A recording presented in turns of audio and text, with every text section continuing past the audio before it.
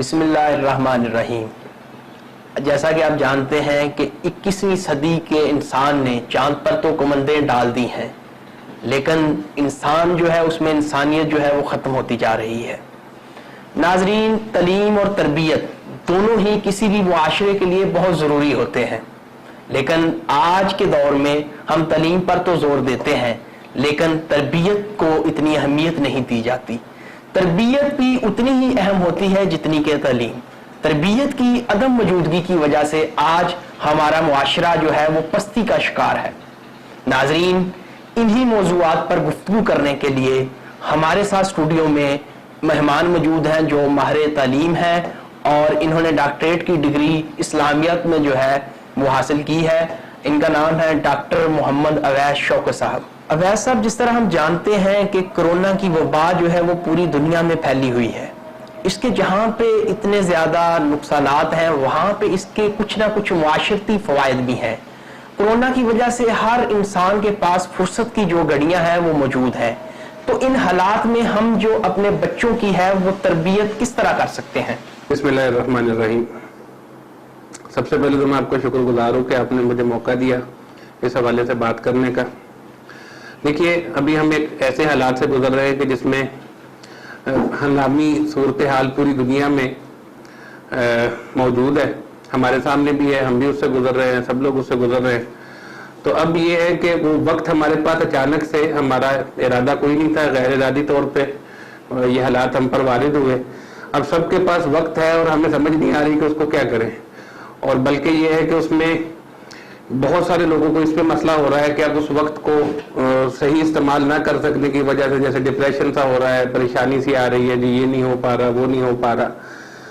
تو اس کے لیے یہ ہے کہ ہمیں سب سے پہلے تو جو چیز ہے وہ یہ ہے کہ اس ساری صورتحال کو ہمیں اگر ہم دینی تناظر سے دیکھیں تو پھر مسئلہ کافی حد تک حل ہو جاتا ہے۔ ایک اس کا تناظر یہ ہوتا ہے دیکھنے کا کہ اتنا بڑھ رہا ہے، اب لوگ اتنے فوت ہو گئے، اتنے متاثر ہو گئے، یہ اس کی ریشو چل رہی ہے، دنیا میں اتنی ہے، پاکستان میں اتنی ہے، جیسے ہو رہا ہے یہ، جیسے ہم کہتے ہیں کہ یہ ہم اس سے لڑیں گے، ڈرنا نہیں ہے بلکہ لڑنا ہے۔ تو ایک تو یہ ہے اسباب کی سطح پہ، یا ہم احتیاط نہیں کر پا رہے، ٹھیک ہے یہ باتیں ہمیں احتیاط کرنی چاہیے اور جس حد تک حکومت نے کہا ہے اس کو کرنا چاہیے، لیکن یہ ہے کہ ساری صورتحال کو دیکھنے کا ایک آسمانی تناظر بھی ہے نا جو ہمیں مذہب مہیا کرتا ہے۔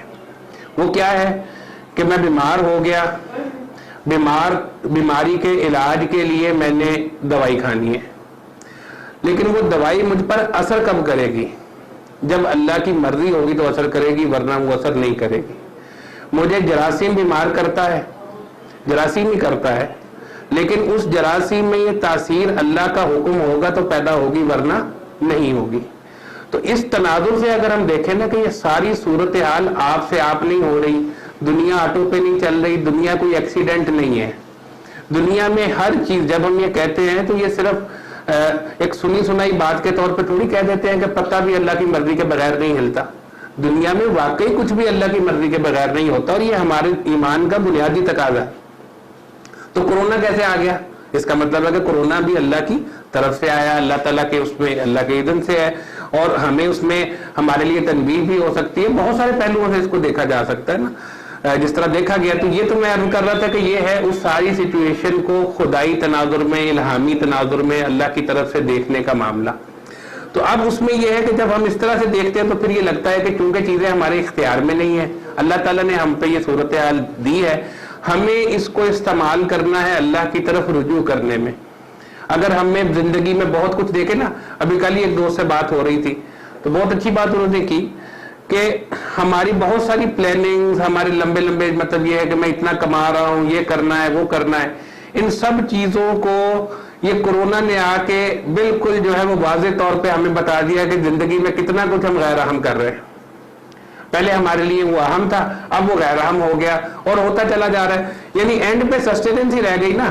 کھانے کو روٹی چاہیے اور جناب آپ کو رہنے کو مکان چاہیے، اور باقی یہ ہے کہ اس سے زندہ بچ جائیں ہم۔ تو میرا خیال ہے کہ یہ اچھا جب اس طرح سے ہم نے اس تناظر سے اس کو دیکھا، اسی طرح باقی چیزوں کو بھی ہے۔ ہم نے بچوں کے حوالے سے جیسے آپ نے سوال کیا کہ بچوں کی تربیت کو اس طرح سے کیسے کرنا ہے، تو بچوں پہ پہلے ہم اپنے آپ سے پوچھیں کہ ہم نے یہ کورونا سے پہلے تک کی جو زندگی تھی اس میں بچوں سے ہمیں چاہیے کیا تھا، اور جو کچھ چاہیے تھا مطلب ہمیں چاہیے تھے کہ بچوں سے نمبر چاہیے تھے، ہم ہلکان ہوئے جا رہے تھے کہ بچے جو ہے وہ بڑے بڑے گریڈز لے، پھر اس کے بعد ہمیں مطلب جیسے پیدائش سے ہی بچوں کے بارے میں ہم یہ طے کر لیتے ہیں کہ انہوں نے بننا کیا ہے، پھر اس کے بعد ان کی سکولنگ آ جاتی ہے، مطلب 10 کتابیں ان کو ہم چھوٹی چھوٹی کلاسز میں پہلی دوسری میں وہ 10 کتابیں پڑھ رہے ہوتے ہیں. تو اب یہ اور ہمیں اس پہ کوئی اعتراض نہیں ہوتا، اسکول جاتے ہیں پھر بچے ٹیوشن جاتے ہیں تو ٹھیک ہے چل، اب ہم ان سے جو چاہتے ہیں اسی طرح کی تربیت ان کی ہو جاتی ہے، وہ اس میں کامیاب بھی ہو جاتے ہیں. پھر ہمیں مسئلہ بنتا ہے کہ وہ تربیت نہیں تھی. تو تربیت کے حوالے سے بھی میں عرض کروں گا کہ سب سے پہلا کام جو کرنے کا ہے وہ یہ ہے کہ ہم یہ دیکھیں کہ ہمارے جو ترجیحات ہیں تربیت کے حوالے سے وہ کیا ہے. کیا ہم اس پر مطمئن ہیں کہ ہمیں سب سے پہلے ان کو اللہ کا بندہ بنانا ہے، اور اللہ کا بندہ بنانا ان کی سب سے بنیادی ضرورت ہے، ان کی بھی اور میری بھی. اچھا پھر اللہ کا بندہ بنانے کے تقاضے کیا ہو سکتے ہیں؟ مطلب یہ ہے کہ دیکھیے ہمارا فرض کیجئے گھر میں 10 برس کا بچہ ہے، وہ اسکول جاتا ہے، ہم سوچ نہیں سکتے کہ اسے اسکول سے ہٹا لیں، ہٹانا بھی نہیں چاہیے، لیکن اگر وہ نماز نہیں پڑھتا تو کیا ہم پریشان ہوتے ہیں اس پہ؟ مطلب ہمیں زیادہ تر ہمارے معاشرے میں تربیت کے حوالے سے بھی جو ایشوز آتے ہیں نا وہ یہ آتے ہیں کہ بچہ اب بڑا ہونا شروع ہو گیا ہے، اب وہ بدتمیزی کرتا ہے، اب وہ بات نہیں مانتا، اب وہ والدین کے آگے بولتا تو وہ تربیت نہیں ہو رہی، پھر کلاس میں تربیت کر دو، اسکول میں تربیت کر دو، نصاب میں یہ چیزیں شامل کر دو. تو یہ نہیں ہے. سب سے پہلے ہمیں خود سے پوچھنا ہے کہ ہمیں بچوں سے چاہیے کیا، ہم ان کو کیسا بنانا چاہتے ہیں، اللہ کا بندہ بنانا، نیک آدمی بنانا، کیا ہماری ترجیح میں ہے؟ اگر ہے تو پھر ہو جائے گا. کوئی بھی بچہ نماز کی کتاب پڑھ کے نماز نہیں سیکھتا، وہ اپنے بڑوں کو دیکھتا ہے تو وہ ساتھ الٹا سجدے شروع کر دے گا، کبھی والدین سجدے میں جائیں گے تو وہ اوپر چڑھ جائے گا. اس طرح اس کی تربیت ہو رہی ہے. آپ گھر میں تلاوت کرتے ہیں، کیسے ممکن ہے، اور آپ قرآن مجید کا احترام کرتے ہیں، کیسے ممکن ہے کہ بچے تک اس کی تاثیر نہ جائے؟ آپ گھر میں اللہ تعالیٰ کے احکامات کو اہمیت دیتے ہیں تو کیسے ممکن ہے کہ وہ چیز نہ جائے؟ تو ان دنوں کو ہمارے پاس وقت ہے تو اس کو ہمیں دیکھنا چاہیے کہ ان بچوں کے حوالے سے بھی ہماری ترجیحات کتنی زیادہ ویورڈ تھیں، کتنی عجیب عجیب چیزیں اس میں آ گئی تھیں. تو اب اللہ نے اگر یہ موقع دیا ہے کہ ان کو ایسی چھٹیاں ملی ہیں کہ جس میں ٹیوشن بھی نہیں جا سکتے، اسکول بھی نہیں جا سکتے، اسکولوں کو چھٹیوں کا کام دینے کا بھی موقع نہیں ملا، تو اس کو غنیمت جانے اور جو ان کو اصل ضرورت ہے بچوں کو اس طرف ان کو لے کے آئے. یعنی ان کو آپ قرآن مجید اگر وہ پہلے نہیں پڑھا پا رہے تھے تو اس کو دھیان سے پڑھوا دیں، کچھ ترجمے کا بندوبست کر لیں، کچھ اور اچھی دینی عادات کا معاملہ کر دیں. پھر اس میں آپ یہ دیکھیے کہ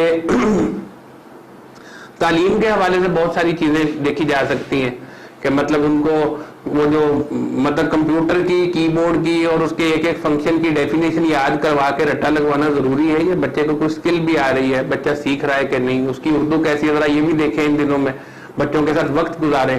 وہ جو ہمارے ہاں ایک ہو گیا نا، ہم بہت مصروف زندگی گزارتے ہیں تو بچوں کو وقت نہیں دیتے. آج بچوں کو وقت دینا ان کی ضرورت ہوتی ہے. بچہ بڑا ہو جاتا ہے پھر اس کو والدین کی کوئی ضرورت نہیں ہے، وہ پھر کہتا ہے کہ میں اپنے دوستوں میں خوش ہوں. تو آج اللہ نے موقع دیا ہے تو بچوں کو وقت دیں، اس سے پھر پتہ چلے گا کہ وہ کیا سوچتے ہیں، کیا کرتے ہیں. وہ جو ہمارے ہاں ایک بات کہی جاتی ہے جنریشن گیپ ہے، وہ اسی لیے پیدا ہوتا ہے نا کہ جب بچوں کو والدین کی ضرورت تھی انہوں نے دیا ہی نہیں وقت، ان کو اپنے کاموں میں لگے رہے، دوڑ دھوپ میں لگے رہے، اور وہ دوڑ کرتے کرتے پھر بچے، پھر یہ ایک طرح کی بات کہی جاتی ہے وہ کوالٹی ٹائم دیتے ہیں. ہم کوالٹی ٹائم کیا ہوتا ہے؟ بس وقت دیں بچوں کو، ان کے ساتھ گپ شپ لگائیں، بچے آپ کے ساتھ اپنی باتیں شیئر کریں، آپ ان سے تنگ نہ پڑیں. آپ کو یہ نہیں ہونا چاہیے کہ جناب میں یہ ٹی وی دیکھ رہا ہوں تو مجھے بچہ ڈسٹرب کیوں کر رہا ہے، میں اخبار پڑھ رہا ہوں یا میں دفتر کا کام کر رہا ہوں تو بچہ ڈسٹرب کیوں کر رہا ہے. نہیں، اس نے کرنا ہے، شرارت کرنا اس کا حق ہے، تو اس کو آپ اس کے ساتھ وقت گزاریں، اس کی چھوٹی چھوٹی باتوں کو اپریشیٹ کریں تو انشاءاللہ وہ ایک بانڈ بن جاتا ہے. پھر تو وہی ضرورت ہے کہ ہم اس بانڈ کو ان دنوں میں مضبوط سے مضبوط کریں تاکہ ہماری جو ہے وہ بچوں کا اور ہمارا اس میں فرق نہ ہو. اپنے آپ کو ٹھیک کریں، ہمارے جو ایکشنز ہیں وہ ہمارے الفاظ سے زیادہ اچھا اس کا اثر ہوتا ہے. Action speak louder than words. تو اس سے انشاءاللہ تعالیٰ وہ بچوں کی تربیت والا معاملہ اس میں کافی کامیابی اور بہتری کا ہو سکتا ہے معاملہ.